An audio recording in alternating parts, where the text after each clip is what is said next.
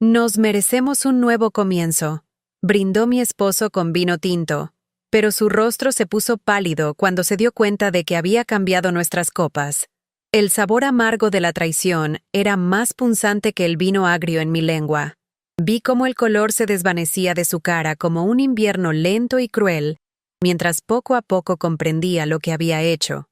Hoy les voy a contar algo que nunca pensé que compartiría. Y si por un segundo esto les suena familiar, solo les pido que le den me gusta a este video y se suscriban. Me ayudará a seguir abriendo mi corazón. Me llamo Margarita, y a los 72 años, nunca imaginé que estaría aquí sentada, contándoles sobre la noche en que finalmente me defendí.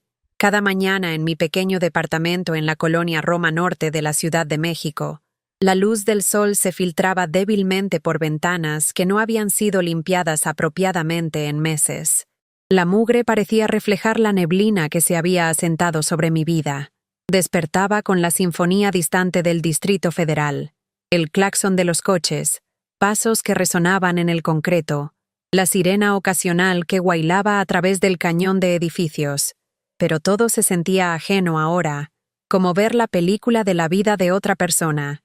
Mis articulaciones protestaban mientras me levantaba de la cama.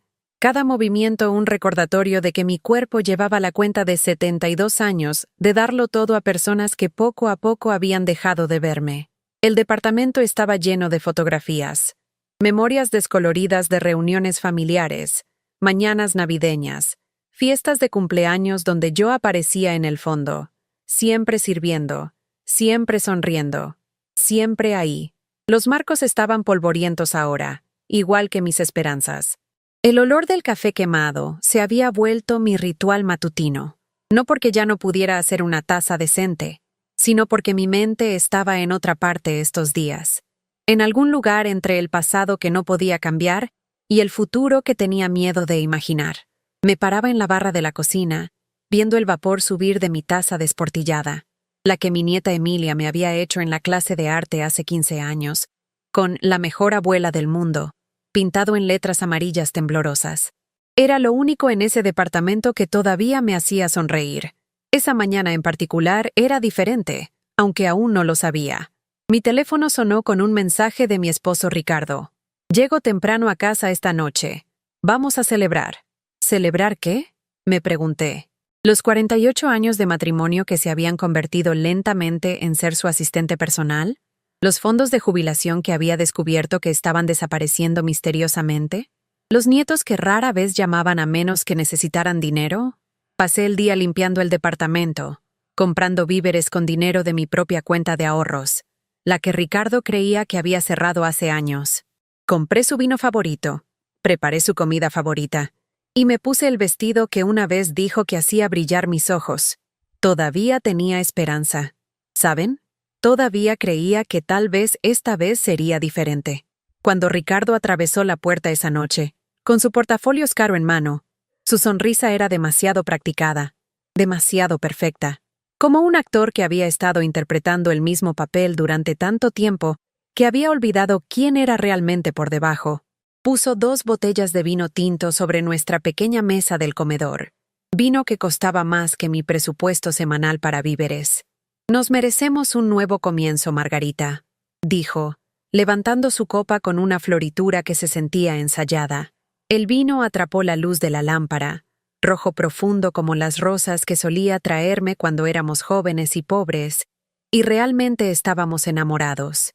Pero esto es lo que Ricardo no sabía. Esa semana, mientras él supuestamente estaba en su club de lectura, lo había seguido. Había visto a mi esposo de 48 años entrar al Hotel Marriott del centro, con una mujer de la mitad de su edad. Lo había visto tomar su mano de la forma en que solía tomar la mía. Lo había visto reír con ella de la manera en que no había reído conmigo en años. Así que cuando levantó esa copa, hablando sobre nuevos comienzos mientras usaba la colonia que yo le había comprado para Navidad, pero que aparentemente había estado guardando para ella, algo dentro de mí finalmente se quebró. No dramáticamente. No estaba gritando o tirando cosas. Era más silencioso que eso. Era el sonido de una mujer que finalmente decidía que ya había tenido suficiente.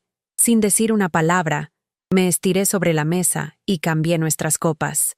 La suya estaba en mi mano, la mía estaba en la suya, y él seguía hablando sobre nuevos comienzos y cómo necesitábamos dejar el pasado atrás. La ironía era tan espesa que podía saborearla, amarga como el vino que estaba a punto de beber. Ricardo tomó un sorbo, y su cara se puso pálida, no porque hubiera algo malo con el vino, sino porque en ese momento vio algo en mis ojos que nunca había visto antes. Vio a una mujer que sabía, una mujer que había terminado de fingir, una mujer que finalmente había aprendido cómo defenderse. El silencio se extendió entre nosotros como un puente que finalmente estaba lista para quemar. Quizás se pregunten cómo llegué a ese momento.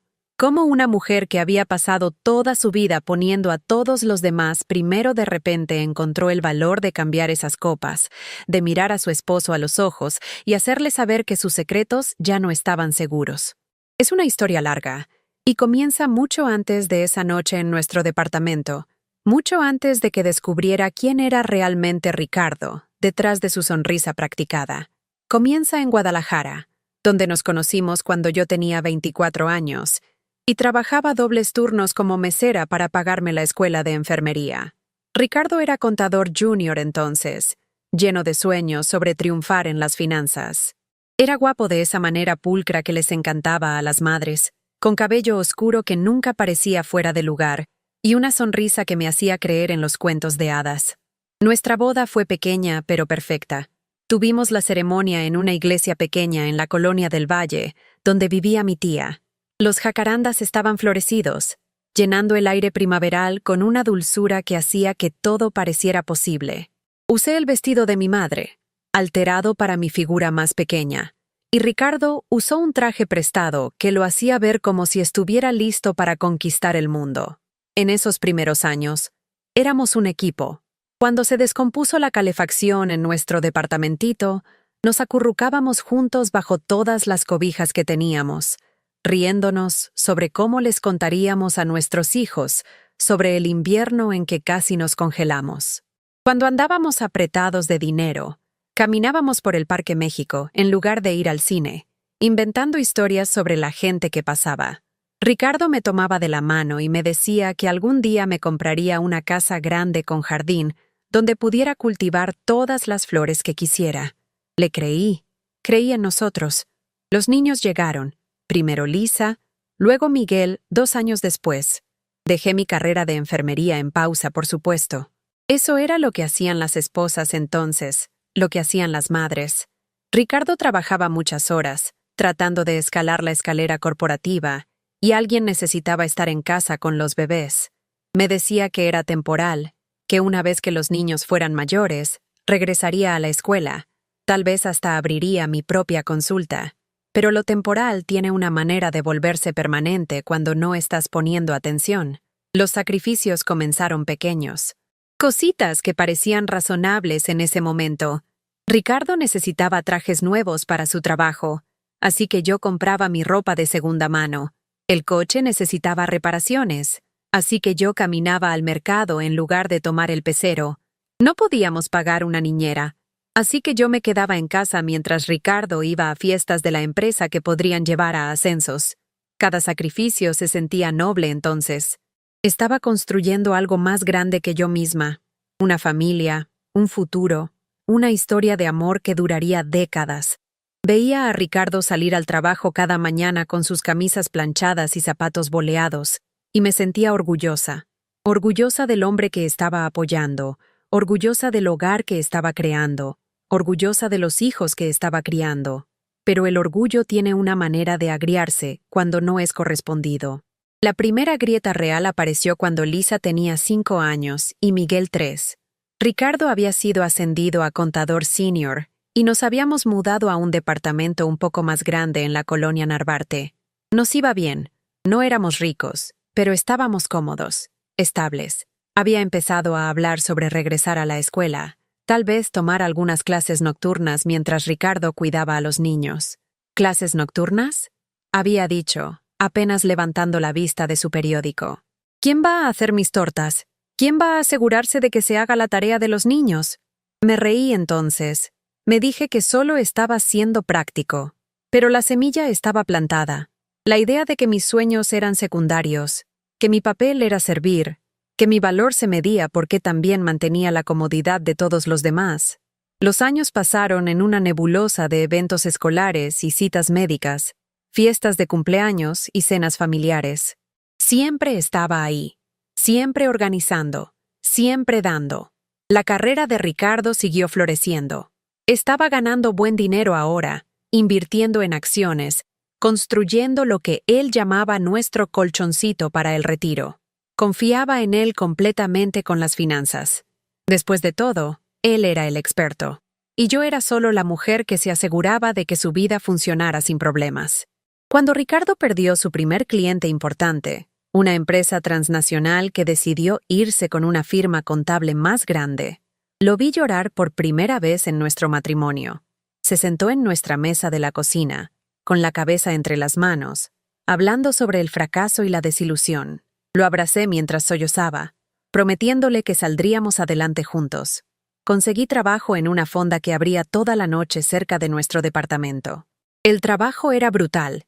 Estar parada 8 horas, lidiar con clientes borrachos y taxistas impacientes, llegar a casa oliendo a grasa y cigarros. Pero el dinero nos ayudó a mantenernos a flote mientras Ricardo buscaba nuevos clientes.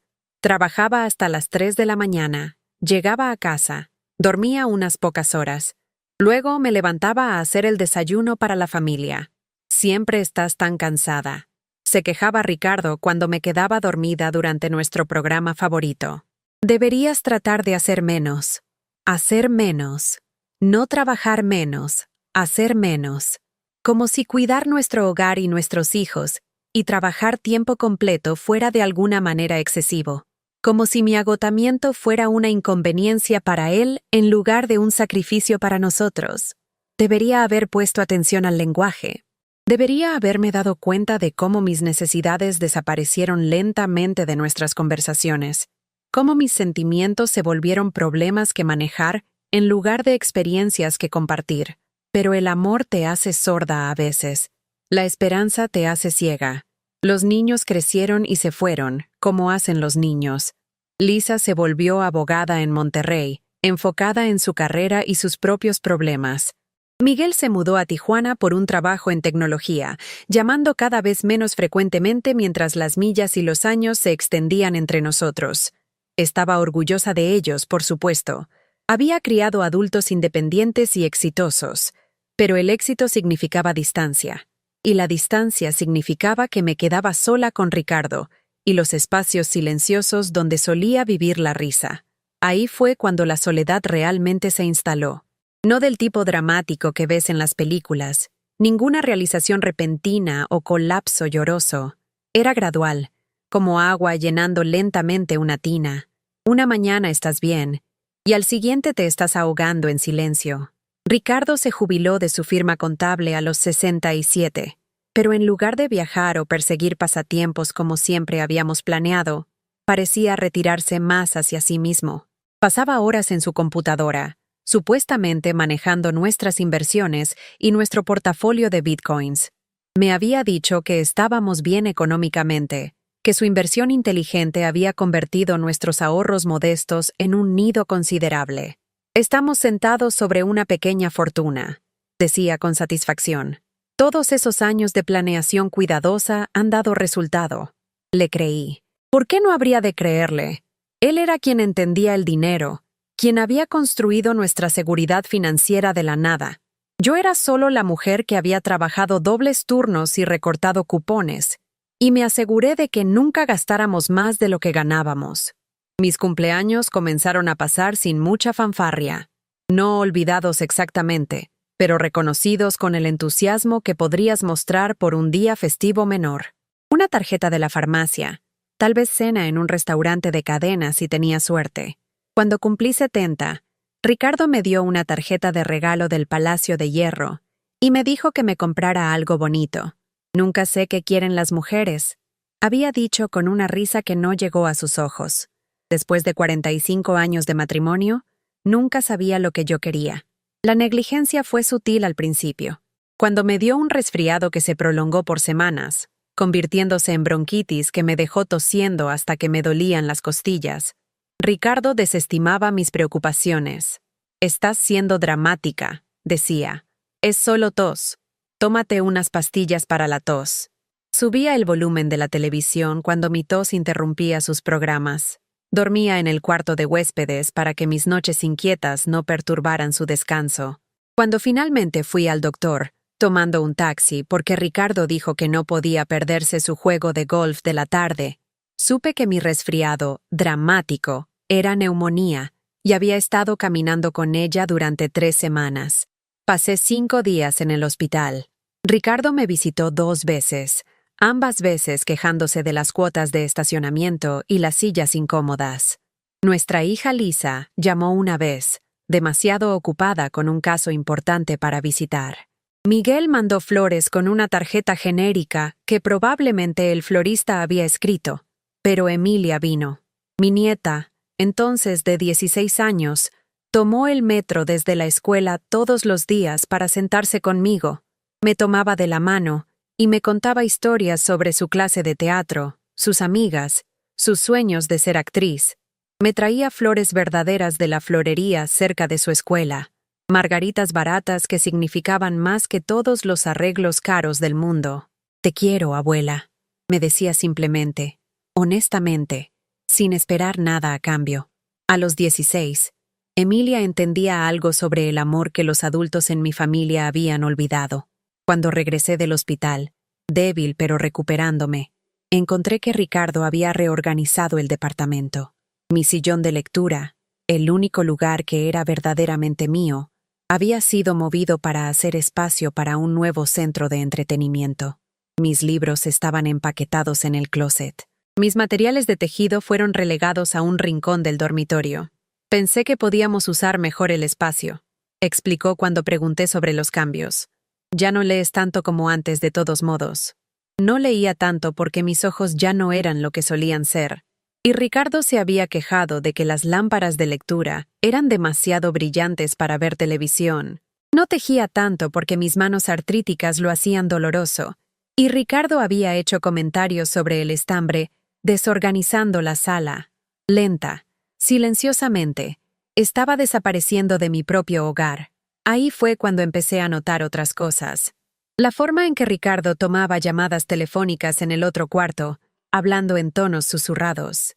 La forma en que había empezado a vestirse mejor, comprando ropa nueva con dinero de cuentas a las que supuestamente tenía acceso, pero que nunca veía realmente.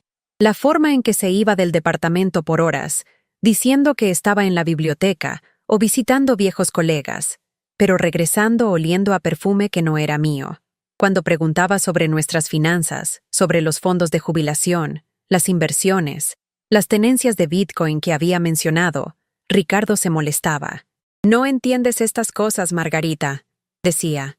«Yo manejo el dinero, tú manejas la casa.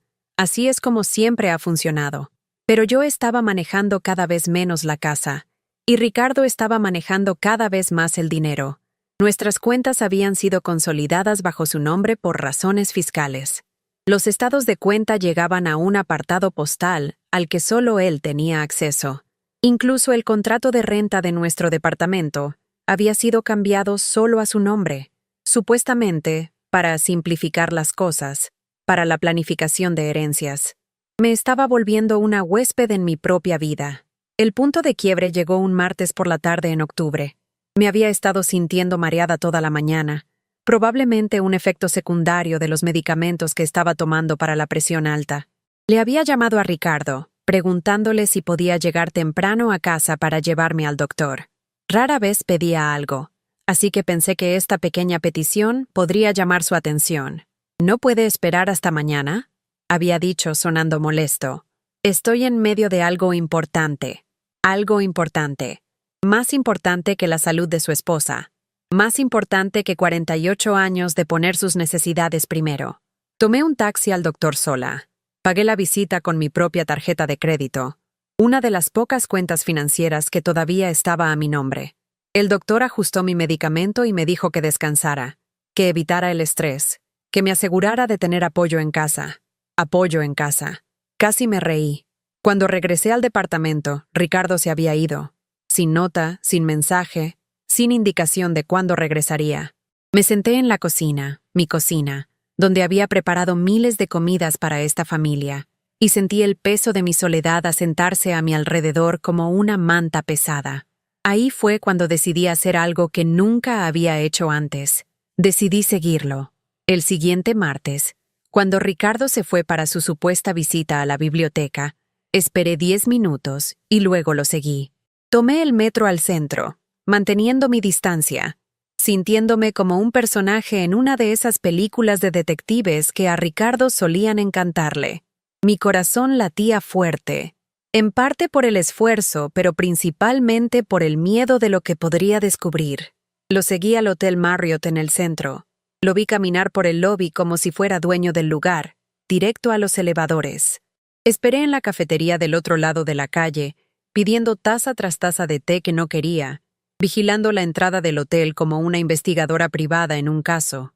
3 horas después, Ricardo emergió con una mujer que no reconocí.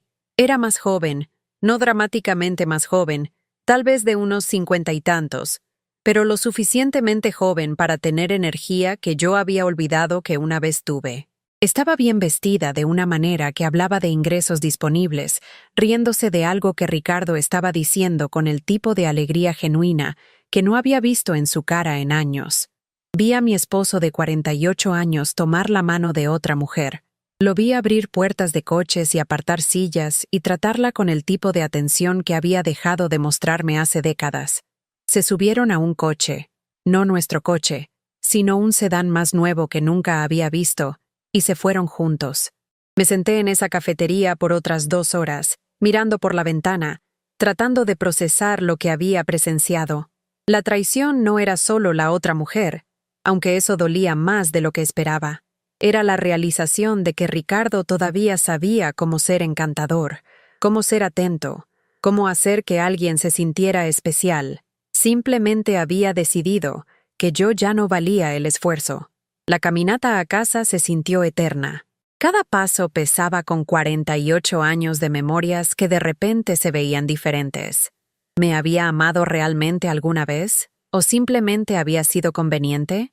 ¿Había sido una esposa o solo una empleada sin sueldo? ¿Cuándo dejé de ser una persona y me volví un servicio? Esa noche, Ricardo llegó a casa a su hora usual, actuando como si nada hubiera pasado. Me besó en la frente, un gesto perfunctorio que se sintió como una transacción de negocios, y preguntó qué había de cenar. Le serví su comida favorita. Lo vi comer mientras me contaba sobre su día productivo en la biblioteca, y no dije nada sobre lo que había visto, pero algo había cambiado dentro de mí. Alguna parte esencial de mi identidad que había estado dormida por años se estaba despertando, estirándose, empezando a recordar lo que se sentía estar enojado. Los siguientes días pasaron en una extraña nebulosa. Seguí los movimientos de nuestra rutina, pero estaba viendo a Ricardo con ojos nuevos. Noté cómo checaba su teléfono constantemente, cómo salía al balcón para tomar ciertas llamadas, cómo había empezado a hacer ejercicio y prestar más atención a su apariencia. Empecé a poner atención a cosas que había ignorado por años, como la forma en que nuestros estados de cuenta llegaban a su email, no al mío, como se había vuelto evasivo cuando preguntaba sobre nuestras cuentas de jubilación, como había sugerido que debería simplificar mi vida, cerrando mi cuenta personal de cheques y solo usando la cuenta del hogar que él manejaba. El viernes, mientras Ricardo estaba en lo que decía era una cita con el dentista, hice algo que no había hecho en años. Fui a nuestra sucursal bancaria y pedí hablar con alguien sobre nuestras cuentas. Llevé nuestro acta de matrimonio, mi identificación, todo lo que pensé que podría necesitar para acceder a información sobre nuestras finanzas conjuntas. Lo que descubrí me hizo temblar las manos tan mal que apenas pude firmar los papeles. La cuenta de jubilación que habíamos estado construyendo durante 40 años, la que Ricardo me aseguraba que estaba creciendo constantemente a través de su inversión cuidadosa, estaba casi vacía. Las tenencias de Bitcoin de las que se había jactado habían sido vendidas meses atrás. El portafolio de acciones que se suponía aseguraría nuestro futuro Contenía principalmente acciones de centavos sin valor y empresas que habían quebrado años atrás. Su esposo ha estado haciendo retiros significativos durante los últimos 2 años, explicó gentilmente el oficial bancario, probablemente reconociendo el shock en mi cara. Más recientemente, varias transferencias grandes a cuentas de las que no tenemos registro. ¿Qué tan grandes?, logré preguntar. La última fue por 15,000 pesos, hace solo 3 semanas. 15,000 pesos. Más dinero del que jamás había tenido en mi cuenta personal. Dinero que había desaparecido mientras Ricardo me decía que necesitábamos reducir gastos en víveres, mientras yo recortaba cupones y compraba medicamentos genéricos para ahorrar unos pesos aquí y allá. Pedí impresiones de todas nuestras actividades de cuenta de los últimos 2 años. El patrón era claro y devastador. Retiros regulares, siempre en cantidades justo por debajo del umbral que requeriría mi firma. Dinero que era legalmente suyo para tomar de nuestras cuentas conjuntas, pero moralmente mío para saber. Nuestro colchón se había ido, nuestra seguridad se había ido, nuestro futuro se había ido, y Ricardo había estado mintiendo al respecto por años mientras yo me preocupaba por gastar 20 pesos en un par de zapatos nuevos. El viaje a casa fue borroso. Me senté en el metro agarrando los estados de cuenta, mirando los números que contaban la historia de mi traición financiera. No robo exactamente. Todo había sido legal, técnicamente dentro de sus derechos como titular de cuenta conjunta, pero era una violación tan profunda que me sentí físicamente enferma. Esa noche, cociné la cena como siempre. Puse la mesa como siempre. Sonreí cuando Ricardo elogió la comida y me contó sobre su día. Más mentiras sobre reuniones productivas e inversiones prometedoras. Lo escuché hablar sobre nuestro futuro seguro mientras los estados de cuenta quemaban como acusaciones en mi bolsa. Probablemente deberíamos empezar a pensar en achicarnos, dijo casualmente durante el postre. Tal vez mudarnos a un lugar más pequeño, algo más manejable. Manejable. Quería mudarnos a un departamento más pequeño, uno que costara menos mantener, mientras gastaba nuestro dinero en otra mujer. Quería que yo renunciara a aún más mientras él tomaba aún más. Ahí fue cuando supe que tenía que actuar. Durante el fin de semana, tomé una decisión que habría sido imposible para la vieja Margarita apenas un mes antes. Abrí una nueva cuenta bancaria, una a la que solo yo podía acceder. Transferí lo que quedaba de mis ahorros personales, dinero de mi pequeña pensión y el trabajo de medio tiempo que había tomado en la biblioteca local. No era mucho, pero era mío. También hice algo más que nunca había hecho en 48 años de matrimonio. Contraté a un investigador privado. La detective Patricia Jiménez era una mujer más o menos de mi edad que se especializaba en infidelidad e investigaciones financieras. Tenía ojos bondadosos, pero un apretón de manos firme, y escuchó mi historia sin juicio o sorpresa. «Esto es más común de lo que podrías pensar», me dijo. «Hombres de la edad de tu esposo, enfrentando su propia mortalidad, a veces toman decisiones que devastan a sus familias. Lo he visto docenas de veces». En una semana, la detective Jiménez había confirmado lo que ya sabía y revelado cosas que no había imaginado. Ricardo no solo tenía una aventura, estaba planeando dejarme. La mujer se llamaba Sandra, una agente de bienes raíces divorciada que había conocido a través de su supuesto club de inversión. Había estado rentando un departamento para ellos con nuestro dinero, comprándole regalos con nuestro dinero, llevándola a viajes de fin de semana con nuestro dinero. Más devastador, la detective Jiménez descubrió que Ricardo había estado consultando con un abogado de divorcios. Estaba planeando dejarme, pero no hasta que hubiera transferido más activos fuera de nuestras cuentas conjuntas. La estrategia era simple: hacer que pareciera que estábamos en bancarrota, presentar el divorcio alegando dificultades financieras y empezar de nuevo con su nueva vida mientras me dejaba sin nada. «Ha sido muy cuidadoso con el timing», explicó la detective Jiménez. «A tu edad, él sabe que es poco probable que te recuperes financieramente. Esencialmente está planeando jubilarse con otra mujer usando el dinero que tú lo ayudaste a ahorrar». Me senté en su oficina, mirando fotografías de mi esposo besando a otra mujer. leyendo copias de emails donde se quejaba de estar atrapado en nuestro matrimonio, viendo registros financieros que mostraban meses de robo sistemático de nuestro futuro conjunto. Por primera vez en 48 años, sentí algo que nunca me había permitido sentir sobre Ricardo. Sentí rabia, pero también sentí algo más, algo inesperado. Me sentí libre, libre de la ilusión que me había mantenido prisionera por tanto tiempo, libre de la esperanza de que las cosas mejorarían si tan solo me esforzara más, amara más, diera más de mí misma. Tenía 72 años, y por primera vez en mi vida adulta, estaba lo suficientemente enojada para defenderme. Así fue como me encontré en nuestro departamento esa noche de martes, 3 semanas después de descubrir la verdad, viendo a Ricardo prepararse para lo que él pensaba. Sería solo otra noche ordinaria de mentiras y manipulación. Había traído a casa el vino caro, probablemente sintiéndose generoso después de una tarde con Sandra. Estaba preparando su brindis sobre nuevos comienzos, sin saber que su esposa ya había hecho planes para exactamente eso. Cuando cambié nuestras copas de vino, no se trataba del vino. Se trataba del poder. Por primera vez en nuestro matrimonio, sabía algo que él no sabía que yo sabía. Por primera vez, tenía el control de la información, del timing, del momento en que la verdad finalmente importaría más que la paz. La cara de Ricardo se puso pálida no porque el vino fuera diferente, sino porque vio algo en mis ojos que nunca había visto antes. Vio a una mujer que había terminado de fingir. Una mujer que finalmente había aprendido que quedarse callada no era lo mismo que mantener la paz. «¿Margarita?», dijo, su voz incierta por primera vez en años. «¿Está todo bien?».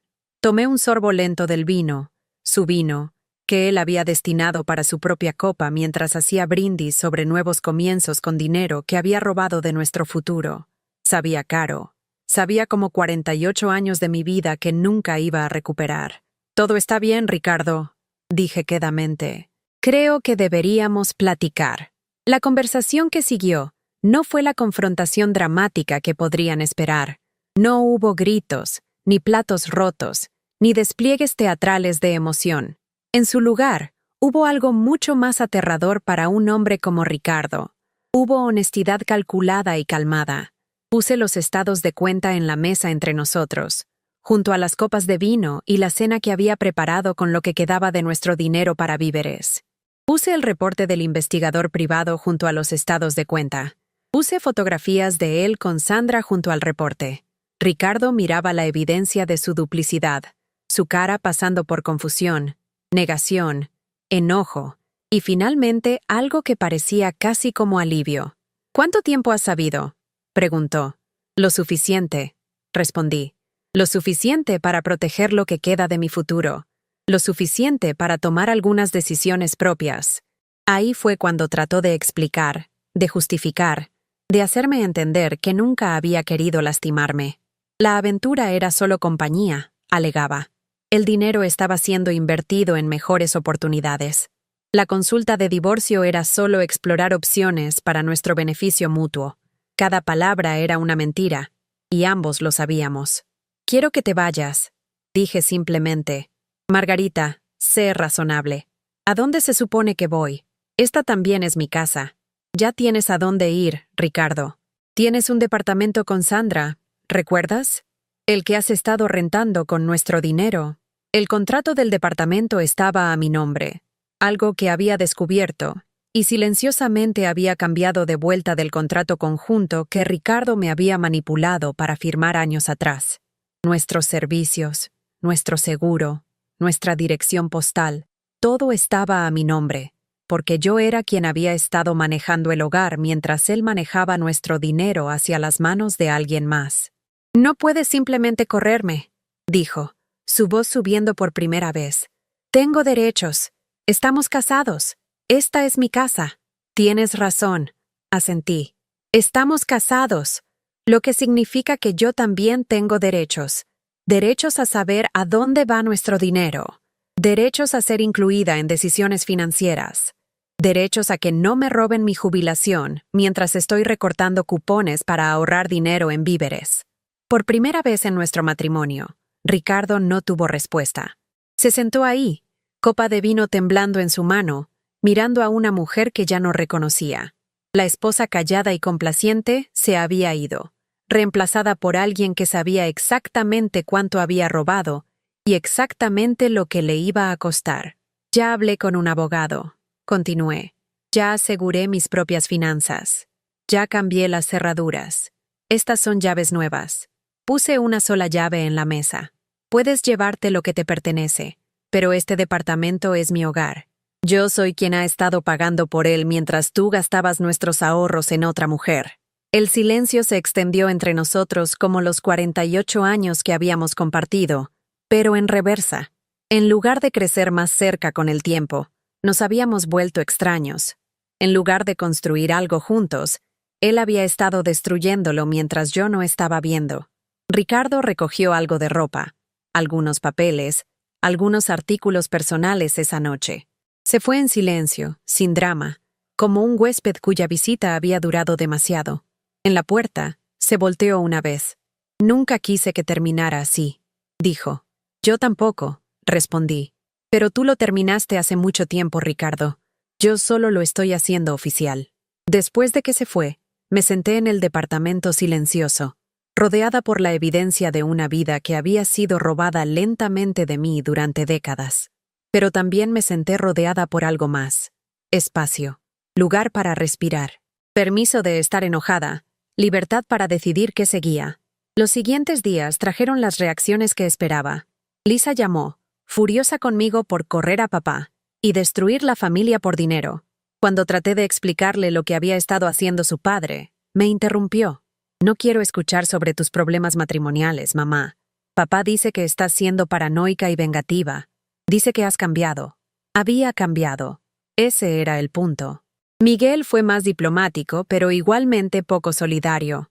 Ofreció mediar entre sus padres, como si el robo y la infidelidad fueran simplemente problemas de comunicación que se podían resolver con terapia familiar. Tal vez los dos necesitan espacio para resolver las cosas, sugirió durante nuestra breve llamada telefónica. Papá cometió algunos errores, pero el matrimonio se trata de perdón, ¿no? Perdón, como si 48 años de ponerme en segundo lugar no fuera perdón suficiente. Como si descubrir que todo tu futuro había sido apostado fuera solo otro desacuerdo matrimonial por resolver. Pero Emilia me sorprendió. Mi nieta, ahora de 22 y terminando la universidad, vino a visitarme el fin de semana después de que Ricardo se fuera. Trajo comida china y vino barato y escuchó mientras le conté toda la historia. No la versión higienizada que les había dado a sus papás, sino la verdad sobre la soledad, la negligencia, el borrado sistemático de mi identidad y seguridad. Estoy orgullosa de ti, abuela, dijo cuando terminé. Sé que debe haber dado miedo, pero hiciste lo correcto. Miedo. Sí, había sido aterrador. No solo la confrontación con Ricardo, sino la realización de que tenía 72 años y estaba empezando otra vez. Tenía ahorros limitados, potencial de ingresos limitado, tiempo limitado para reconstruir lo que me habían quitado, pero también tenía algo que no había tenido en años. Tenía elección. La primera elección que hice fue sobre el departamento. Ricardo quería que lo vendiera y dividiera las ganancias, o más bien, dividir lo que quedara después de que sus deudas fueran pagadas. En lugar de eso, refinancié a mi nombre, usando lo que quedaba de mi pensión y los ingresos de medio tiempo de mi trabajo en la biblioteca. Los pagos estaban apretados, pero eran míos. La segunda elección que hice fue sobre el trabajo. A los 72, no iba a encontrar una carrera bien pagada, pero podía encontrar propósito. Aumenté mis horas en la biblioteca, trabajando con programas de alfabetización y ayudando a otros adultos mayores a navegar sistemas de computadora y recursos en línea. El sueldo era modesto, pero el trabajo era significativo de maneras que mi matrimonio no había sido en años. La tercera elección que hice fue sobre el perdón, no para Ricardo. Él tendría que ganárselo con el tiempo, si era posible. Pero perdón para mí misma. Perdón por quedarme callada tanto tiempo. Perdón por creer que el amor significaba aceptar menos de lo que merecía. Perdón por no pelear antes. El invierno se volvió primavera, y mi departamento comenzó a sentirse como hogar otra vez. Reorganicé los muebles, poniendo mi sillón de lectura de vuelta en el mejor lugar junto a la ventana. Desempaqué mis libros y los organicé como me gustaba. Me compré flores, no arreglos caros, sino margaritas y girasoles alegres que me recordaban las visitas de Emilia. Empecé a tomar clases en el centro para adultos mayores, no para llenar tiempo, sino para explorar intereses que había dejado de lado décadas atrás. Pintura, de todas las cosas. No había sostenido un pincel desde la preparatoria, pero había algo terapéutico sobre crear color y forma en lienzo en blanco, sobre traer algo hermoso a la existencia solo porque quería que existiera. Las otras mujeres en la clase de pintura venían de situaciones similares: divorcios, viudez, hijos que se habían vuelto distantes, esposos que se habían vuelto indiferentes. Pintábamos y platicábamos y nos reíamos de cosas que no eran particularmente graciosas, pero que de alguna manera eran sanadoras. ¿Saben qué me di cuenta?, dijo Dolores, una mujer de 76 años que estaba pintando paisajes urbanos abstractos en azules y verdes brillantes.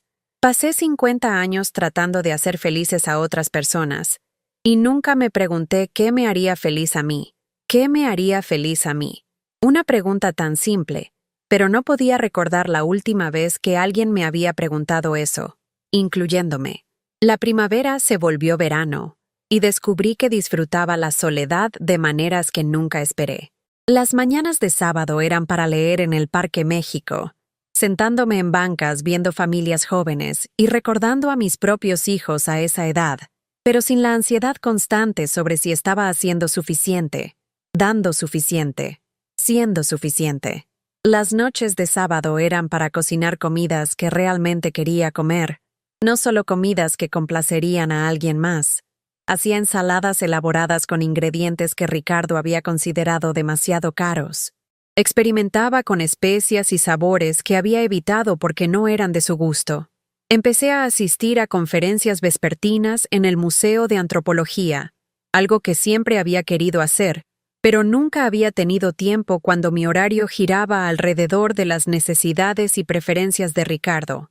Aprendí sobre pintores impresionistas y civilizaciones antiguas y técnicas de fotografía. Aprendí que mi mente todavía tenía curiosidad, todavía era capaz de crecer, todavía estaba interesada en el mundo más allá de mi departamento y obligaciones familiares. Pero el descubrimiento más sorprendente fue cuánto disfrutaba mi propia compañía. Por primera vez en mi vida adulta, podía pasar un día entero sin hablar con otra persona y sentirme contenta en lugar de sola. Podía tomar decisiones, qué comer, qué ver, a dónde ir, basadas únicamente en mis propias preferencias. Era revolucionario. El verano trajo una prueba inesperada. Ricardo se acercó a través de su abogado, pidiendo una reunión para discutir reconciliación. Quería volver a casa, alegaba. Había terminado las cosas con Sandra. Había aprendido de sus errores. Estaba listo para ser el esposo que yo merecía. Acepté encontrarme con él en una cafetería en La Condesa, territorio neutral donde no me sentiría presionada por la familiaridad de nuestra historia compartida. Ricardo se veía más viejo de lo que recordaba, tal vez porque lo estaba viendo claramente por primera vez en años. Su cabello estaba más gris, su cara más arrugada, sus ojos menos confiados de lo que habían estado cuando vivía una doble vida. Cometí errores terribles, Margarita, comenzó. Estaba pasando por algún tipo de crisis, y lo manejé todo mal. Te lastimé de maneras que son imperdonables. Se veía genuinamente arrepentido, genuinamente apenado. Por un momento, casi sentí el viejo instinto de consolarlo, de tranquilizarlo, de hacer su culpa más fácil de soportar. He estado en terapia, continuó. He estado trabajando en entender por qué hice lo que hice, por qué tiré por la borda todo lo bueno en mi vida. Terapia. Entender. Todas las palabras correctas, entregadas con lo que parecía emoción genuina. Sandra fue un error, dijo. Un error terrible. Nunca significó nada para mí. No de la manera que tú lo haces. Tú eres mi esposa. Eres la madre de mis hijos. Eres la única mujer que he amado de verdad. La única mujer que había amado de verdad. Me había amado mientras me mentía por años. Me había amado mientras robaba nuestros ahorros de jubilación. Me había amado mientras planeaba divorciarse de mí y dejarme financieramente destruida. Quiero volver a casa, dijo. Quiero arreglar esto. Podemos reconstruir lo que perdimos. Podemos ser felices otra vez. Felices otra vez. Como si hubiéramos sido felices antes.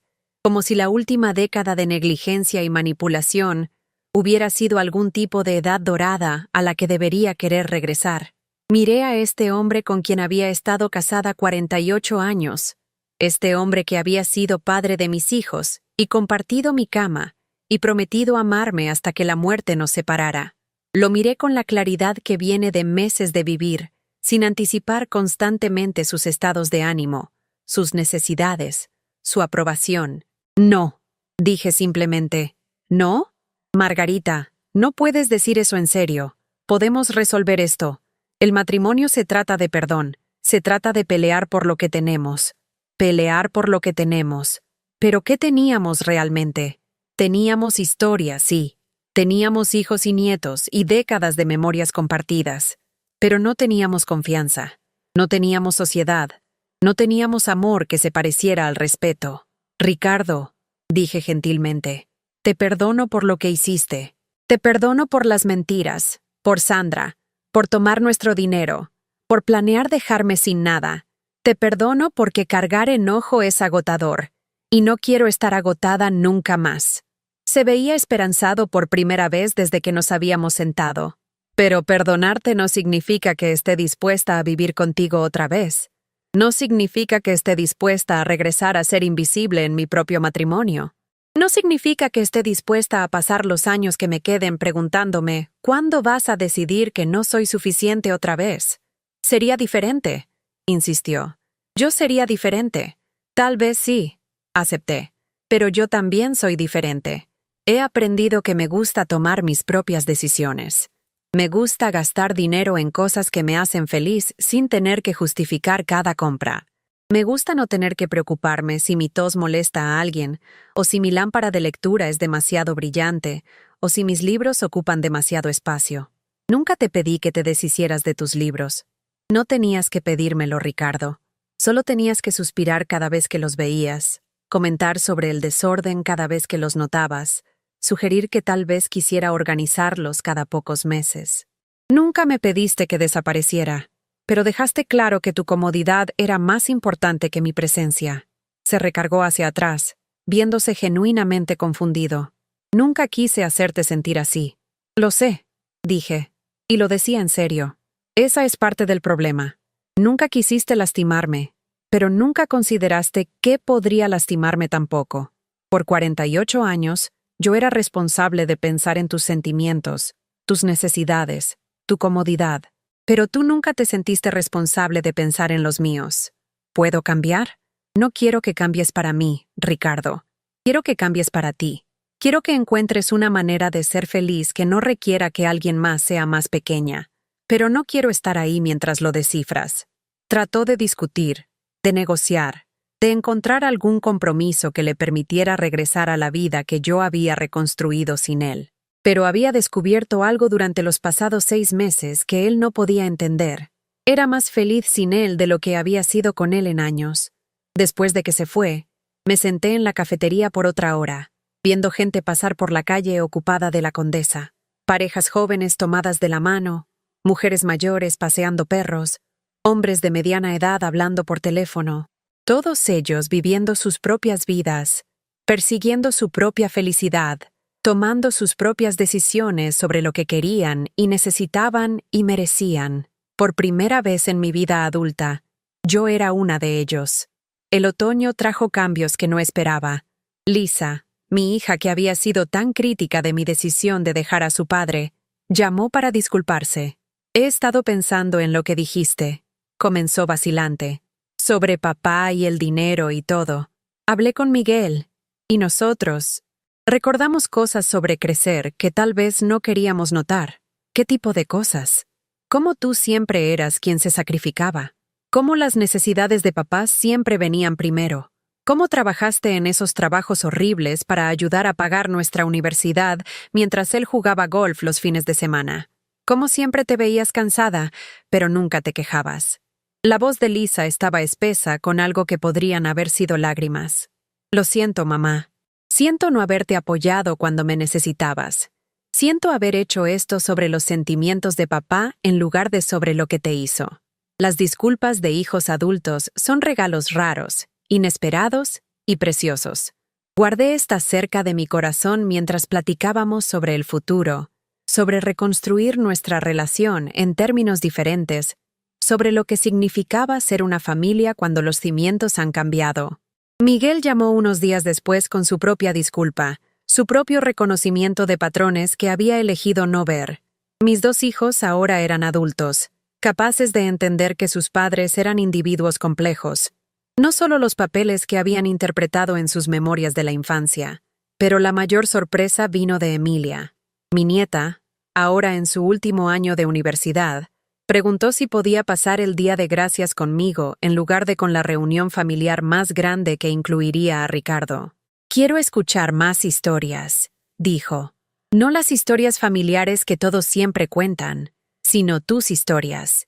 Lo que querías ser cuando tenías mi edad, lo que renunciaste, lo que estás descubriendo sobre ti misma ahora».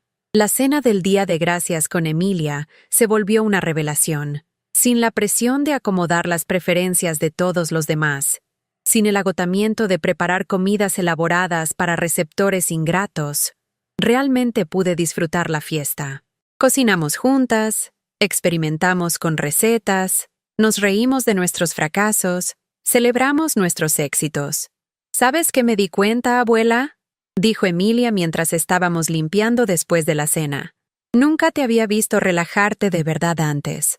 Como realmente relajarte. Siempre estás cuidando a alguien o preocupándote por alguien o tratando de hacer que alguien más esté cómodo. ¿Y ahora? Ahora pareces, no sé, en paz. Como si finalmente estuvieras cómoda en tu propia piel. Acómoda en mi propia piel. A los 72, estaba aprendiendo qué significaba eso. El invierno llegó temprano ese año, pero en lugar de temer el frío y el aislamiento, me encontré esperando con ansias las noches silenciosas con buenos libros y té caliente. Me había unido a un club de lectura en la biblioteca, algo que nunca podría haber hecho cuando mis noches se pasaban acomodando las preferencias televisivas de Ricardo. Las mujeres en el club de lectura eran como yo en muchas maneras, mayores, experimentadas, sobrevivientes de matrimonios y carreras e hijos que habían crecido y se habían mudado, pero también eran diferentes de mí en maneras que eran inspiradoras. Viajaban solas, tomaban clases por placer, perseguían intereses que no tenían nada que ver con la aprobación de alguien más.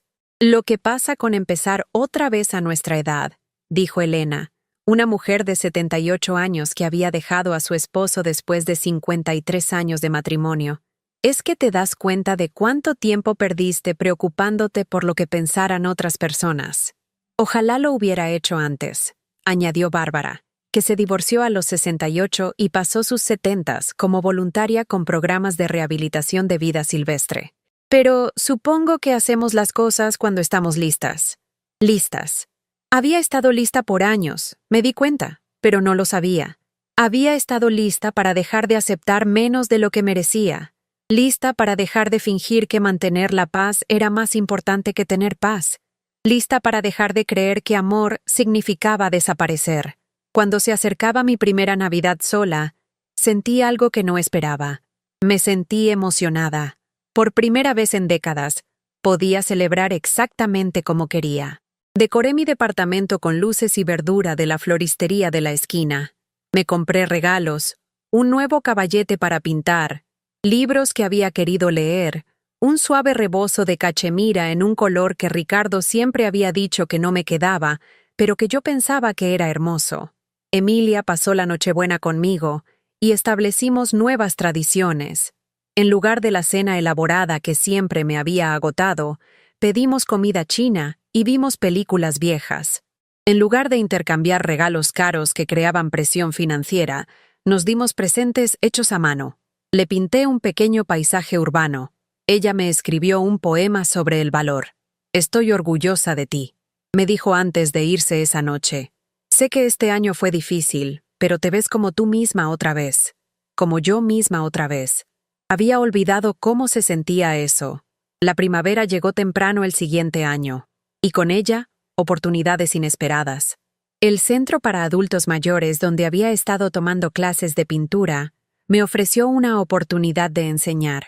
Otras mujeres querían aprender lo que yo había descubierto sobre arte como terapia, sobre creatividad como recuperación del ser.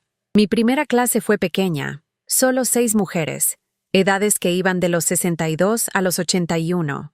Llegaron con historias similares a la mía, matrimonios terminados por muerte o divorcio, hijos que se habían vuelto distantes, vidas que habían estado enfocadas en todos menos en ellas mismas. No he sostenido un pincel desde la primaria, admitió Janet, una viuda que había pasado 40 años como enfermera antes de jubilarse para cuidar a su madre anciana. No creo que sea creativa, se preocupaba Susan, una divorciada reciente que había pasado su matrimonio manejando el negocio de su esposo mientras criaba 4 hijos. Está bien, les dije, acomodando caballetes y organizando pinturas. Esto no se trata de ser buenas en arte. Esto se trata de darse permiso de crear algo solo porque quieren que exista. Enseñar a esas mujeres me enseñó algo sobre mi propio viaje. Cada una de ellas estaba descubriendo lo que yo había descubierto, que nunca es demasiado tarde para convertirte en quien estabas destinada a ser, antes de que la vida te convenciera de ser alguien más pequeña. El verano trajo una carta de Ricardo. No una petición de reconciliación esta vez, sino algo que parecía responsabilidad genuina. Había continuado la terapia, escribió. Había comenzado a entender el impacto de sus decisiones, no solo en nuestro matrimonio, sino en su propia integridad. Estaba trabajando para reconstruir su relación con nuestros hijos, pero quería que supiera que entendía por qué yo había elegido no reconstruir la nuestra.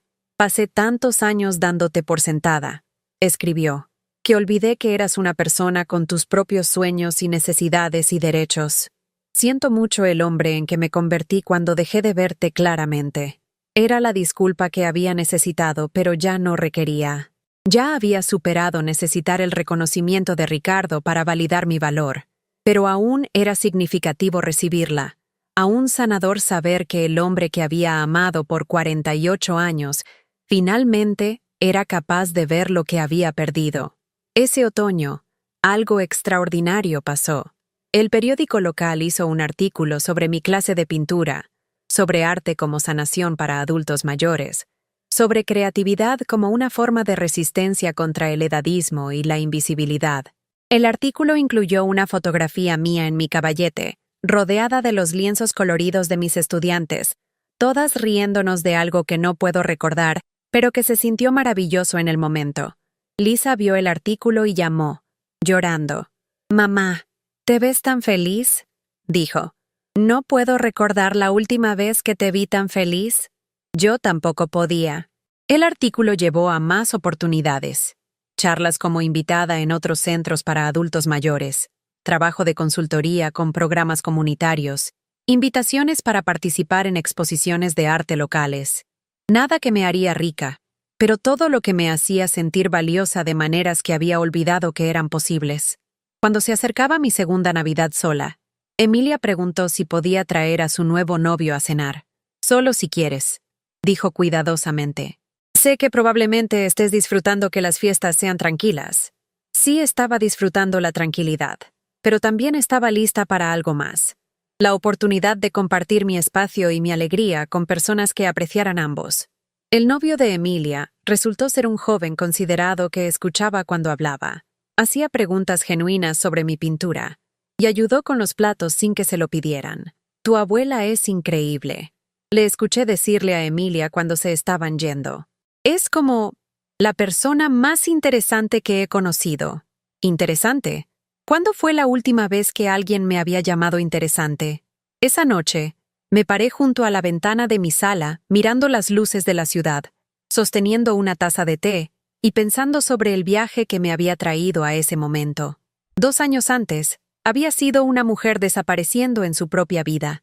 convencida de que su valor radicaba solo en lo que podía dar a otros. Ahora era una mujer que enseñaba clases de arte, que vivía sola por elección, que era llamada interesante por jóvenes que no tenían obligación de halagarme. El departamento estaba silencioso, pero no estaba vacío. Estaba lleno de libros que había elegido, materiales de arte que me traían alegría, plantas que había comprado solo porque me gustaban sus colores.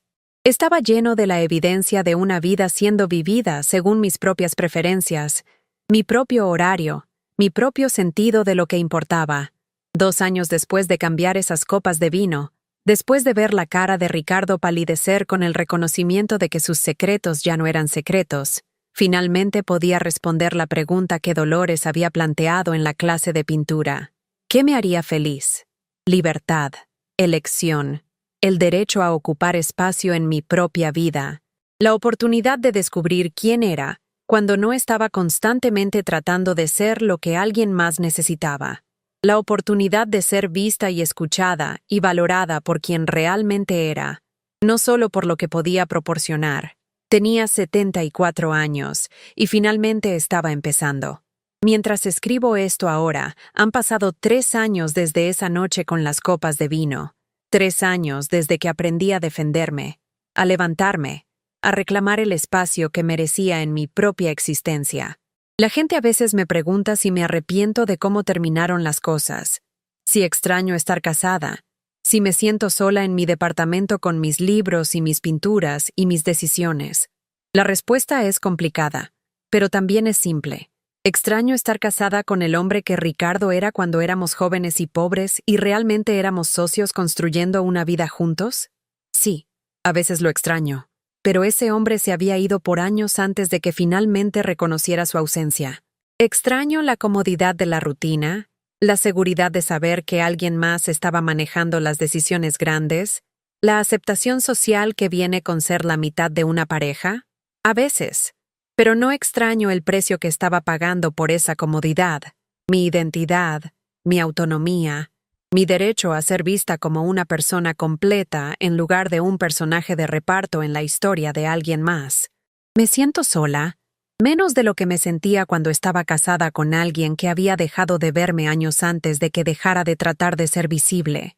La verdad es que he aprendido a estar sola sin estar sola, a ser soltera sin estar desesperada, a ser mayor sin ser invisible. He aprendido que nunca es demasiado tarde para convertirte en quien estabas destinada a ser, incluso si, especialmente si, quien estabas destinada a ser es alguien más grande que la vida que has estado viviendo. Mis hijos y yo hemos reconstruido nuestras relaciones sobre nuevos cimientos, no como papeles que interpretamos para la comodidad del otro, sino como individuos que eligen amarse y apoyarse mutuamente.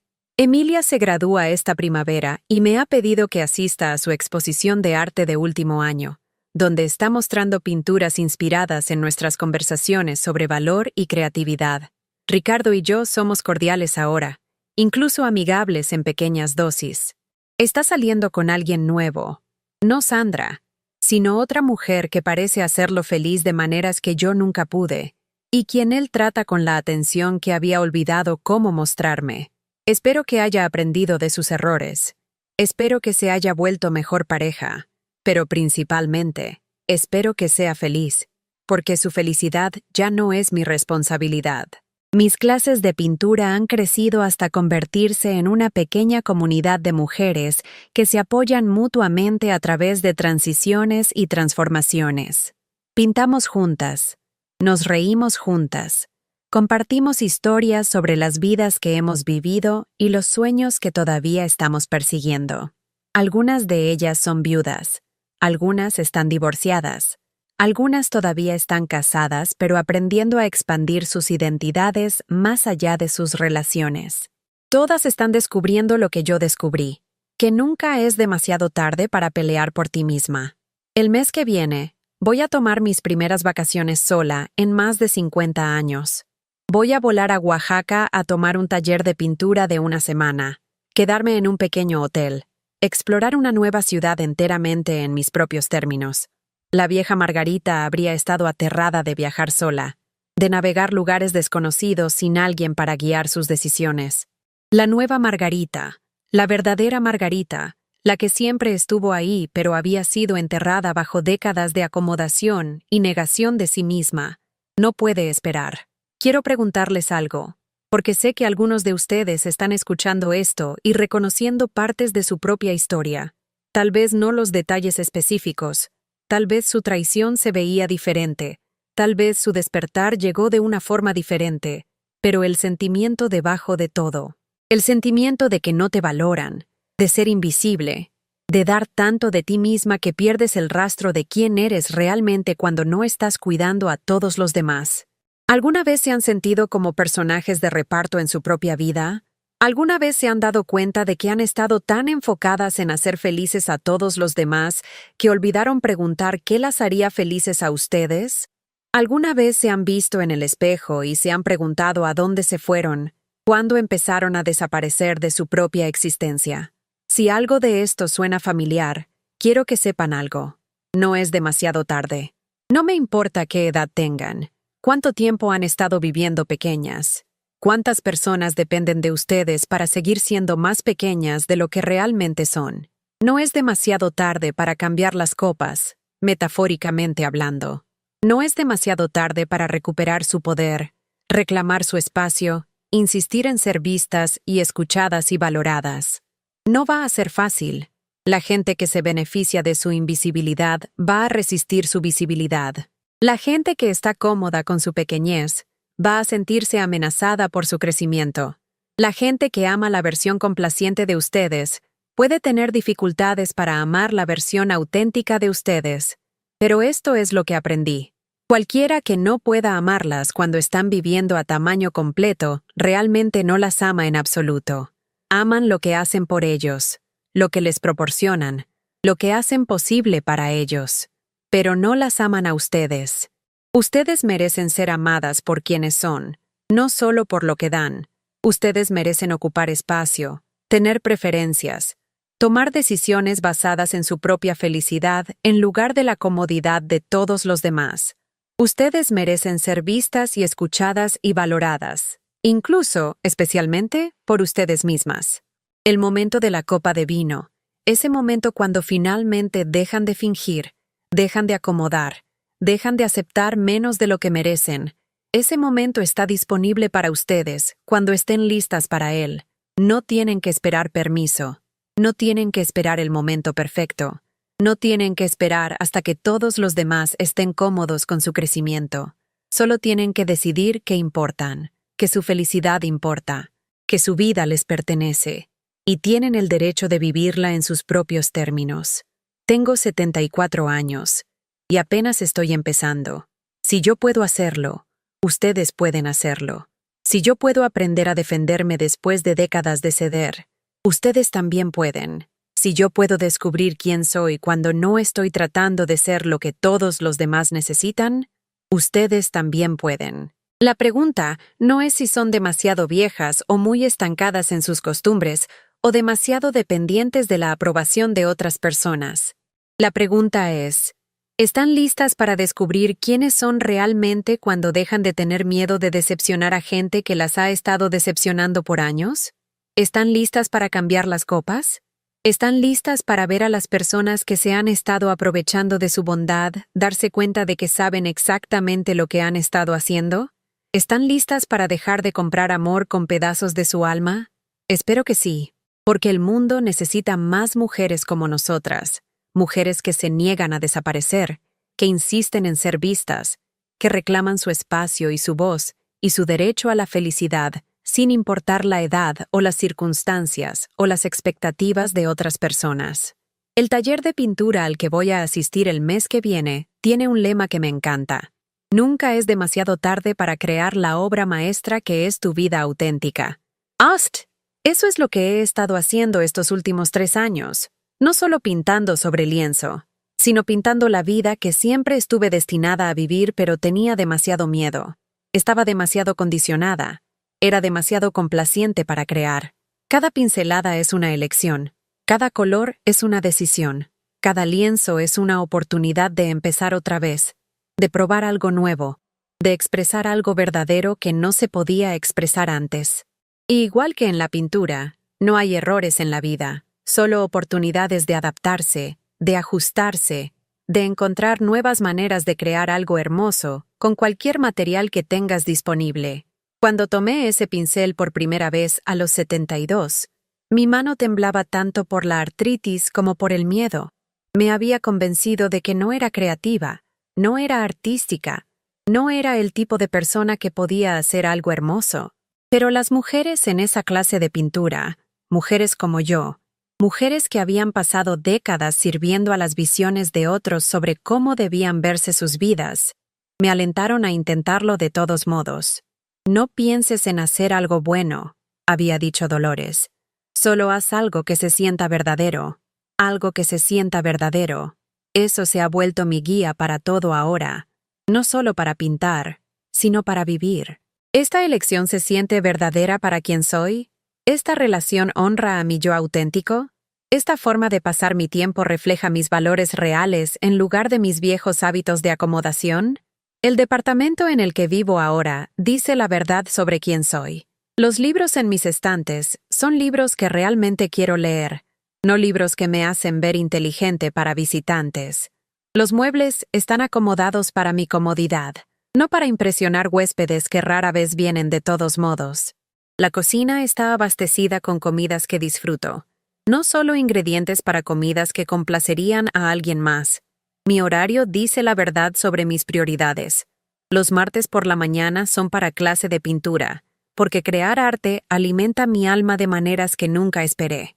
Los miércoles por la noche son para club de libros, porque discutir ideas con otras mujeres pensantes desafía mi mente y expande mi perspectiva.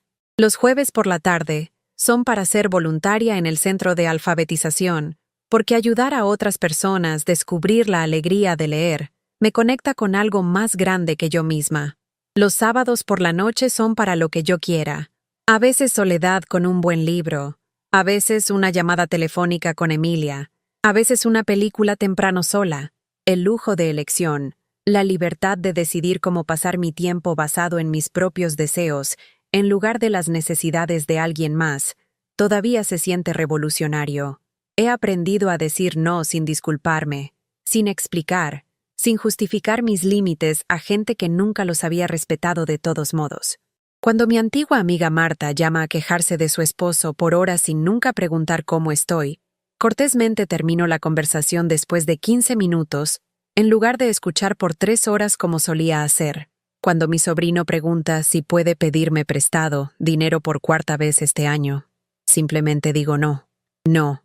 Ojalá pudiera ayudar, pero el dinero está difícil. O, déjame pensarlo. Solo, no. Eso no va a funcionar para mí. La palabra no se ha vuelto una de mis herramientas más poderosas. No. No voy a hacer cena del Día de Gracias para 20 personas que critican mi cocina. No. No voy a cuidar a tus hijos cada fin de semana mientras tú sales. No. No voy a escucharte hablar mal de otros miembros de la familia por horas. No. No voy a fingir que tus problemas son más importantes que mi paz. Y lo notable es que el cielo no se cayó. La familia no se desintegró. Las amistades que eran reales sobrevivieron mis nuevos límites, y las que estaban basadas en mi utilidad en lugar de mi valor se desvanecieron naturalmente. También he aprendido a decir sí de nuevas maneras. Sí a oportunidades que me asustan un poco. Sí a amistades que están basadas en respeto mutuo en lugar de necesidad mutua. Sí a experiencias que no sirven ningún propósito más que traerme alegría. Sí al taller de acuarela, aunque nunca había pintado antes. Sí a unirme al club de lectura, aunque estaba intimidada por los niveles educativos de las otras mujeres. Sí a viajar sola, aunque la idea me aterraba. Sí a enseñar clases de pintura, aunque no me sentía calificada. Cada sí me ha llevado a otro sí, creando una vida que se siente expansiva en lugar de restringida, aventurera en lugar de segura, auténtica en lugar de actuada. La mujer que soy ahora sería irreconocible para la mujer que era hace 3 años. No físicamente, me veo como cualquier otra mujer de 74 años, con cabello gris y manos arrugadas y la ligera encorvadura que viene con la edad. Pero hay algo diferente en mis ojos ahora, algo que mi nieta Emilia notó durante su última visita.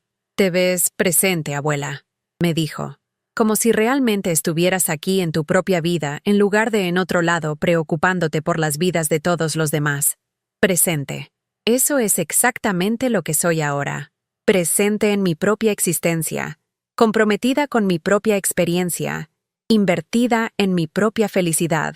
Por décadas, había estado viviendo en algún momento futuro cuando todos los demás finalmente estarían satisfechos, cuando finalmente tendría permiso de considerar mis propias necesidades, cuando finalmente sería mi turno. Pero no hay momento futuro cuando se vuelve tu turno, si no haces que sea tu turno ahora. No hay edad mágica cuando de repente mereces consideración si no has estado practicando autoconsideración todo el tiempo. No hay validación externa que finalmente te convenza de que importas si no has decidido ya que importas. El momento de la copa de vino. Ese momento cuando finalmente decidí que importaba. Cuando decidí que mis sentimientos valían la pena proteger, que mi futuro valía la pena asegurar, que mi verdad valía la pena contar. Pero esa decisión no pasó en una noche dramática. Pasó en innumerables momentos pequeños durante semanas y meses. Cada vez que elegí poner atención a mi propia incomodidad en lugar de descartarla. Cada vez que elegí investigar mis sospechas en lugar de ignorarlas.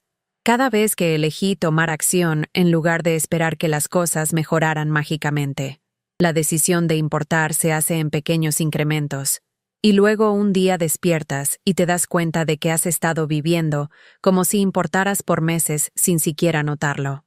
Ahora, cuando me despierto en la mañana, mi primer pensamiento no es sobre lo que todos los demás necesitan de mí.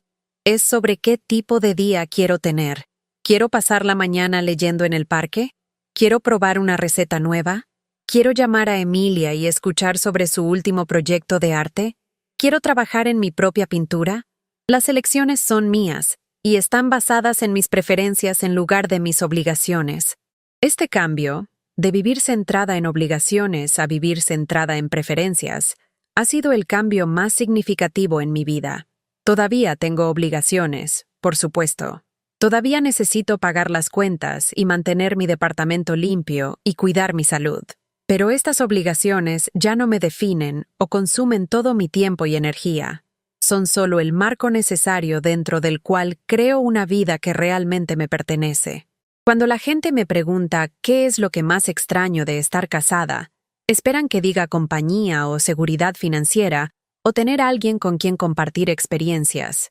Pero la verdad es que lo que más extraño es la ilusión de que alguien más era responsable de mi felicidad. Había algo seductivo sobre creer que si tan solo pudiera amar a Ricardo suficiente, servirle lo suficientemente bien, anticipar sus necesidades perfectamente, él me haría feliz a cambio. Ponía la carga de mi contentamiento en los hombros de alguien más, lo que significaba que no tenía que tomar responsabilidad por crear mi propia alegría. Pero también significaba que estaba constantemente decepcionada cuando él fallaba en proporcionar la felicidad que estaba buscando. Estaba enojada cuando no apreciaba mis sacrificios, herida cuando no priorizaba mis necesidades, resentida cuando daba mi servicio por sentado. Ahora entiendo que mi felicidad es mi responsabilidad, no de una manera dura y solitaria, sino de una manera que empodera y libera. Puedo decidir qué me hace feliz. Puedo crear las condiciones para mi propia alegría.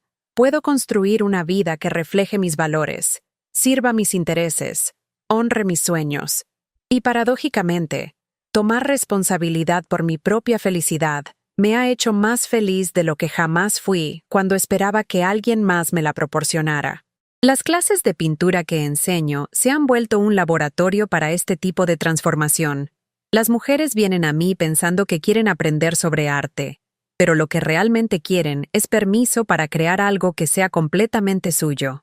Quieren experimentar la alegría de tomar decisiones basadas en sus propias preferencias estéticas en lugar de la aprobación de alguien más. En esas clases, veo a mujeres de 70 años iluminarse cuando descubren que les encantan los colores brillantes y audaces, aunque sus esposos siempre dijeron que tales colores eran demasiado. Veo a divorciadas de 65 experimentar con expresionismo abstracto, porque no hay nadie ahí para decirles que sus pinturas no se parecen a nada. Nunca supe que me gustaba tanto el morado, dijo Elena durante nuestra última clase, alejándose de un lienzo cubierto de varios tonos de violeta y lavanda. Mi difunto esposo solía decir que el morado era un color tonto, así que nunca tuve nada morado en nuestra casa. Ahora puedes tener todo el morado que quieras, le dije. Tu casa puede ser un tributo al morado si eso es lo que te hace feliz. Se rió, pero pude ver lágrimas en sus ojos. 20 años de viudez, y apenas ahora estaba descubriendo que tenía el derecho de que le gustara el morado. Estas pequeñas revelaciones sobre preferencias de color, elecciones de comida, gustos musicales, formas de pasar el tiempo, parecen triviales, pero son realmente profundas. Son los bloques constructores de la individualidad auténtica. Son como aprendemos a reconocer nuestras propias voces después de años de amplificar las de todos los demás. El mes pasado, tomé una decisión que habría sido imposible para la vieja Margarita. Me corté el cabello. Muy corto.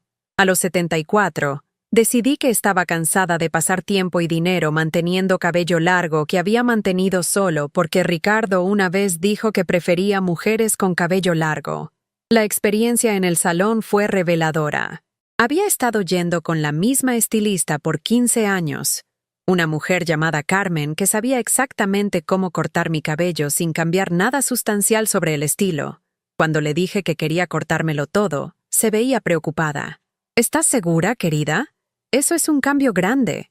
¿Qué piensa tu esposo? Ya no tengo esposo, dije, y lo quiero corto. La mujer en el espejo después de que Carmen terminó de cortar, se veía como alguien que nunca había visto antes. Confiada, contemporánea, sin miedo de ocupar espacio. El cabello corto enmarcaba mi cara de una manera que enfatizaba mis ojos en lugar de esconderlos. Me veía como yo misma, pero una versión de mí misma que finalmente había dejado de disculparse por existir. Cuando llegué a casa y me vi en el espejo del baño, lloré. No de tristeza, sino de reconocimiento. Estaba viendo a una mujer que tomaba decisiones basadas en sus propias preferencias. Una mujer que estaba dispuesta a ser vista. Una mujer que había dejado de tratar de ser lo que pensaba que otros querían que fuera. Emilia llamó al día siguiente y pidió una videollamada. Cuando vio mi cabello, jadeó. «Abuela, te ves increíble. Te ves como... no sé, como tú pero más. Como yo pero más». Eso es exactamente en lo que me estaba convirtiendo. No una persona diferente, sino una versión más completa y auténtica de la persona que siempre había sido debajo de toda la acomodación y el complacer a la gente. El cabello corto era más que una elección de estilo. Era una declaración. Una declaración de que había terminado de tomar decisiones basadas en lo que otros podrían preferir. Una declaración de que mi apariencia me pertenecía. Una declaración de que a los 74 todavía era capaz de transformación. Ahora, cuando me veo en ventanas de tiendas o espejos, veo a alguien que reconozco y apruebo. Alguien que se ve como si supiera lo que quiere y no tiene miedo de perseguirlo. Alguien que se ve como si perteneciera en su propia vida. Los cambios en mi vida externa han sido acompañados por cambios en mi paisaje interno. He comenzado una práctica de gratitud, no del tipo forzado donde escribes 3 cosas por las que estás agradecida incluso cuando eres miserable, sino una apreciación natural por la vida que estoy creando una decisión a la vez. Estoy agradecida por el silencio en mi departamento, roto solo por sonidos que elijo. Música que disfruto, llamadas telefónicas que quiero tomar, programas de televisión que realmente quiero ver.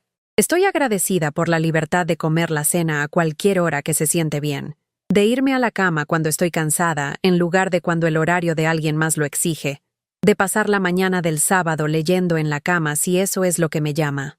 Estoy agradecida por el descubrimiento de que disfruto mi propia compañía, que la soledad se siente pacífica en lugar de solitaria, que puedo entretenerme con libros y pintura y caminatas en el parque sin necesitar que alguien más valide la experiencia. Más sorprendentemente, estoy agradecida por el dolor que llevó a esta transformación. Estoy agradecida por la traición que me obligó a poner atención, por la crisis financiera que me hizo investigar, por la soledad que me hizo darme cuenta de que había sido invisible en mi propio matrimonio. Sin ese dolor, podría haber continuado sonámbula por el resto de mi vida, preguntándome por qué me sentía tan vacía mientras parecía tener todo lo que se suponía que debía querer. La crisis me obligó a despertar, a tomar acción, a descubrir quién era cuando no estaba constantemente tratando de ser lo que todos los demás necesitaban. A veces pienso sobre la línea de tiempo alternativa, la en que nunca descubrí la aventura de Ricardo, nunca me enteré del dinero perdido, nunca confronté la realidad de mi situación. En esa línea de tiempo, habría continuado viviendo como personaje de reparto en mi propia historia, volviéndome más pequeña y más invisible con cada año que pasara. Esa versión de mí habría estado miserablemente segura, cómodamente infeliz, predeciblemente decepcionada. Habría tenido la seguridad de la rutina y la aceptación social que viene con mantenerse casada a cualquier costo. Pero no habría tenido la alegría del descubrimiento, la emoción del crecimiento, la satisfacción de convertirme en quien estaba destinada a ser. No cambiaría mi vida incierta y auténtica por esa existencia segura y actuada, no por toda la aprobación social y seguridad financiera del mundo. El próximo viaje a Oaxaca representa algo significativo, la primera aventura importante que he planeado enteramente para mí. No estoy viajando para visitar familia, no acompañando a alguien más en su viaje, no tomando vacaciones diseñadas para complacer a nadie más que a mí. Voy porque quiero ir, quedándome donde quiero quedarme, haciendo lo que quiero hacer. La vieja Margarita habría encontrado 100 razones para no ir. Demasiado caro, demasiado aterrador, demasiado egoísta gastar dinero en mí misma cuando podía estar ahorrándolo para la herencia de mis hijos. La nueva Margarita reconoce estas objeciones como la voz de una mujer que fue entrenada para creer que sus deseos no importaban tanto como las necesidades de todos los demás. Puedo costear este viaje porque ya no estoy apoyando la vida secreta de alguien más. Puedo manejar viajar sola porque he aprendido a confiar en mi propio juicio y habilidades para resolver problemas. Puedo justificar gastar dinero en mi propia felicidad porque finalmente he aceptado que mi felicidad es valiosa y vale la pena la inversión. El taller de pintura al que asistiré está dirigido por un artista cuyo trabajo he admirado en línea. Paisajes audaces y coloridos que parecen pulsar con vida y energía. No espero pintar nada tan logrado como su trabajo, pero estoy emocionada de aprender sus técnicas, de experimentar con nuevos enfoques, de empujarme más allá de los límites cómodos que he establecido. Hay algo metafórico sobre aprender a pintar paisajes. Por tantos años, estuve enfocada en el primer plano de mi vida, las necesidades inmediatas de mi familia, las tareas diarias que mantenían nuestro hogar funcionando, la atención constante a la comodidad y felicidad de todos los demás. Pero los paisajes requieren que veas la imagen más grande, que entiendas cómo el primer plano y el fondo funcionan juntos, que aprecies cómo la luz cambia todo, dependiendo de la hora del día y la estación del año. Aprender a pintar paisajes me ha enseñado a ver mi propia vida en perspectiva más amplia. Cuando veo hacia atrás a mi matrimonio con Ricardo, puedo ver ahora que estaba tan enfocada en los detalles diarios, hacer su café como le gustaba, mantener la casa limpia, manejar el calendario social, que perdí los patrones más grandes. No noté cómo gradualmente estaba desapareciendo del paisaje de mi propia vida, pero también puedo ver, con la perspectiva que la distancia proporciona, que hubo años cuando fuimos genuinamente felices juntos. Años cuando estábamos construyendo algo hermoso, cuando nuestras fortalezas individuales se complementaban, cuando estábamos pintando el paisaje de nuestra vida compartida con respeto y afecto mutuos. El hecho de que la pintura más tarde se volvió distorsionada, que Ricardo comenzó a pintar sobre mis contribuciones, que eventualmente me volví invisible en la composición, no niega la belleza que existió por un tiempo. Puedo apreciar esos años anteriores, mientras aún reconozco que el resultado final era algo con lo que ya no podía vivir. Esta perspectiva me ha ayudado a perdonar a Ricardo más completamente, no porque lo que hizo fuera aceptable, sino porque puedo verlo como un ser humano completo en lugar de solo el hombre que me traicionó. Fue alguien que perdió su camino, que tomó decisiones terribles, que priorizó su propia comodidad sobre nuestra integridad compartida. Pero también fue el joven que me tomó de la mano mientras caminábamos por el Parque México, que lloró cuando nacieron nuestros hijos, que trabajó muchas horas para apoyar a nuestra familia durante tiempos difíciles financieramente. Ambas versiones de Ricardo son verdaderas, y aceptar esta complejidad me ha liberado del trabajo agotador del odio. El perdón, he aprendido, no se trata de excusar el comportamiento de alguien más o fingir que no fuiste lastimada. Se trata de negarse a dejar que las decisiones de alguien más continúen disminuyendo tu vida. Se trata de recuperar la energía que has estado gastando en enojo y resentimiento y redirigirla hacia crear algo mejor. Las clases de arte me han enseñado este principio en términos concretos. Cuando haces una marca en papel que no funciona, tienes opciones. Puedes seguir tratando de arreglarla, gastando todo tu tiempo y energía intentando hacer un error en algo perfecto. Puedes tirar toda la pintura y empezar de nuevo. O puedes trabajar con lo que tienes, incorporar la marca inesperada en una nueva visión, crear algo hermoso que incluya la imperfección como parte de su carácter único. Elegí la tercera opción con mi vida. No fingí que la traición de Ricardo nunca pasó, y no tiré todo lo que habíamos construido juntos. En su lugar, incorporé la experiencia difícil en una nueva visión de lo que podría ser mi vida. Una que incluyera la sabiduría que había ganado del dolor, la fortaleza que había descubierto a través de la adversidad, el autoconocimiento que había ganado a través de la crisis. La pintura de mi vida ahora incluye algunos colores oscuros, algunas texturas ásperas, algunas áreas donde la composición cambió dramáticamente, pero también incluye brillo que nunca tuve antes, profundidad que no podría haber logrado sin contraste. Belleza que solo emergió cuando dejé de tratar de crear lo que otros esperaban y empecé a expresar lo que realmente era verdadero. En 2 semanas, abordaré un avión a Oaxaca con un corazón lleno de expectativa en lugar de ansiedad. Me quedaré en un cuarto de hotel pequeño que está arreglado solo para mi comodidad. Comeré en restaurantes que elijo basándome solo en mis preferencias. Exploraré museos y galerías y paisajes que me interesan, sin considerar el entretenimiento de alguien más. Pero más que eso, estaré viajando como alguien que finalmente se conoce, alguien que confía en su propio juicio, alguien que cree que merece cosas buenas. Estaré viajando como Margarita, no la esposa de Ricardo, no la madre de Lisa y Miguel, no la cuidadora o personaje de reparto de nadie, solo Margarita, finalmente, completamente, auténticamente Margarita. Y eso, más que cualquier destino, se siente como llegar a casa.